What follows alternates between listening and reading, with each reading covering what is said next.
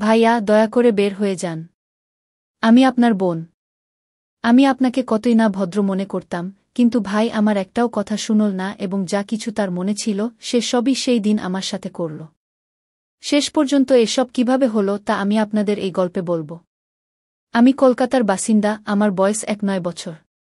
লোকেরা বলে আমি দেখতে বেশ আকর্ষণীয়, আর সম্ভবত এজন্যই পাড়ার ছেলেরা প্রায় আমাকে নিয়ে কথা বলে।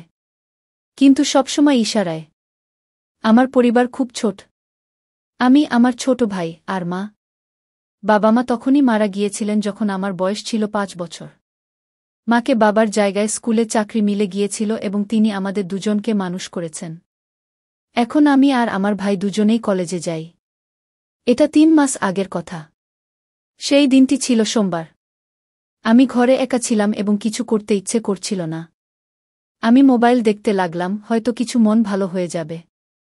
ঠিক তখনই মায়ের ফোন এল। তিনি বললেন আজ তার আসতে দেরি হতে পারে। আমি বললাম, ঠিক আছে মা, আপনি আরামে আসুন। তারপর জানি না কেন আমার মন খুবই খারাপ লাগতে লাগল। আমি বিছানায় শুয়ে পড়লাম এবং কখন ঘুমিয়ে পড়লাম তা টেরই পেলাম না। হঠাৎ ঘুম ভাঙতেই আমার মনে হলো কেউ আমার পাশে বসে আছে। আমি অনুভব করলাম কেউ আস্তে আস্তে তার আঙুল দিয়ে আমাকে স্পর্শ করছে। প্রথমে আমি বুঝতেই পারলাম না কি হচ্ছে, কিন্তু যেই আমি একটু চোখ খুললাম আমি একদম চমকে গেলাম। আমার ছোট ভাই, যাকে আমি সবসময় মাসুম আর ভদ্র মনে করতাম, সেই আমার পাশে বসেছিল। আমার বিশ্বাস হচ্ছিল না যে সে এসব করতে পারে। আমার হৃদয় খুব জোরে ধড়ফড় করতে লাগল। এখন আমি বুঝতে পারছিলাম না যে আমি কি করব। কিছু বলার সাহসও জোগাড় করতে পারছিলাম না। আমি ভাবছিলাম সে কেন এসব করছে, সে কি কখনো এমন কিছু ভেবেছে আমার সম্পর্কে, নাকি এটা শুধুই একটা ভুল।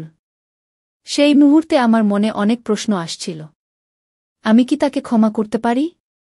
এটা কি এমন একটা ঘটনা যা আমি উপেক্ষা করতে পারি? কিন্তু একই সাথে জানি না কেন সেই মুহূর্তে আমার রাগ হচ্ছিল না, বরং উল্টো আমিও হয়তো ভালোই লাগছিল। আমার বোধশক্তিতে কি কিছু ঘাটতি ছিল, নাকি আমি সেই মুহূর্তে অন্য কিছু ভাবছিলাম? কিছু সময় কেটে গেল এবং আমি তখনও ঘুমের ভান করছিলাম। হঠাৎ অনুভব করলাম ভাই আমাকে একটু জাগানোর চেষ্টা করছে। তার আঙুলগুলো আমার কাঁধে হালকা করে স্পর্শ করছিল, কিন্তু আমি চোখ খুললাম না। আমি জানতাম যে আমি পুরোপুরি জেগে আছি, কিন্তু সে হয়তো ভাবছিল যে আমি গভীর ঘুমে আছি। ধীরে ধীরে তার হাত পা আগের চেয়ে বেশি হতে লাগল। আগে যেখানে সে শুধু হালকা স্পর্শ করছিল, এখন তার সাহস আরও বাড়তে লাগল। আমি বুঝতে পারছিলাম না সে কি করছে এবং কি করতে চাইছে, কিন্তু আমি চুপচাপ দেখছিলাম। আমার মনে অনেক প্রশ্ন উঠছিল। এই মাউন ভাই হঠাৎ এত বদলে গেল কিভাবে? সে কেন এমন করল? আমি বুঝতে পারছিলাম না সে আমাকে ঘুমের মধ্যে কি খাওয়ানোর চেষ্টা করছিল। আমার ঠোঁট বন্ধ ছিল, কিন্তু তবুও সে চেষ্টা করছিল যে আমি খেয়ে ফেলি। আমি ঘুমের ভান করে ইচ্ছে করে একটু ঠোঁট খুলে দিলাম।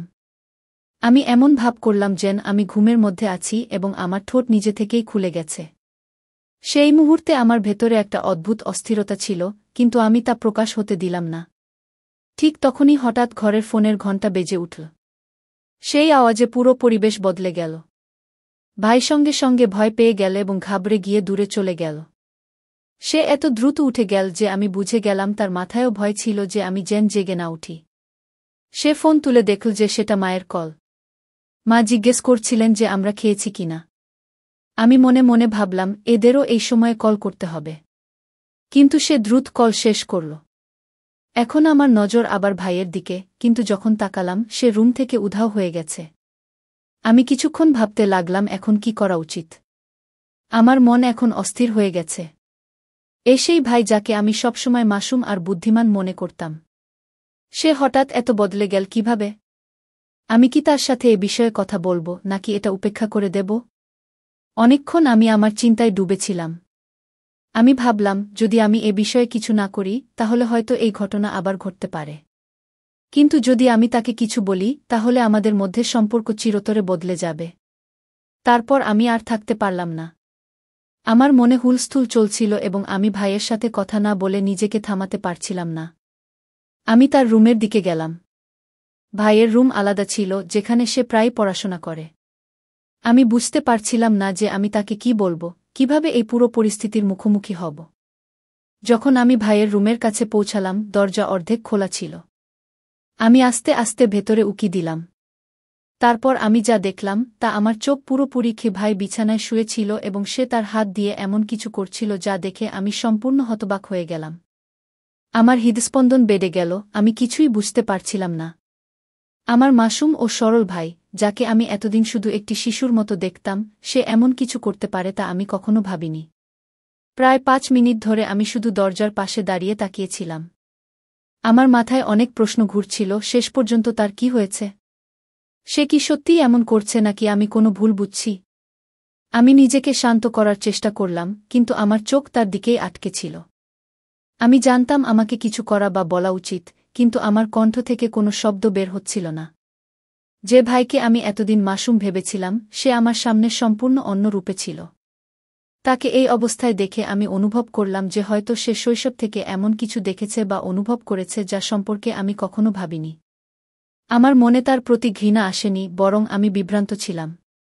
আমি বুঝতে পারছিলাম না যে এটি আমার কোনো ভুল ধারণা নাকি অন্য কিছু। আমি ধীরে ধীরে দরজা থেকে সরে যাওয়ার সিদ্ধান্ত নিলাম। আমি জানতাম না যে যদি আমি তাকে এই অবস্থায় থামাই তাহলে আমাদের মধ্যে কি হবে। আমি মনে মনে ভাবতে লাগলাম যে সে আমার সাথে কিছু ভুল করেছে কিনা। এমন সময় সে আমাকে দেখে ফেলল এবং তারপরই ঘটল যা আমার ভয় ছিল।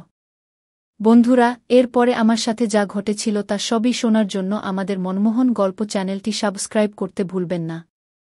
যদি গল্পটি ভালো লেগে থাকে তবে লাইক ও শেয়ার করুন। ধন্যবাদ।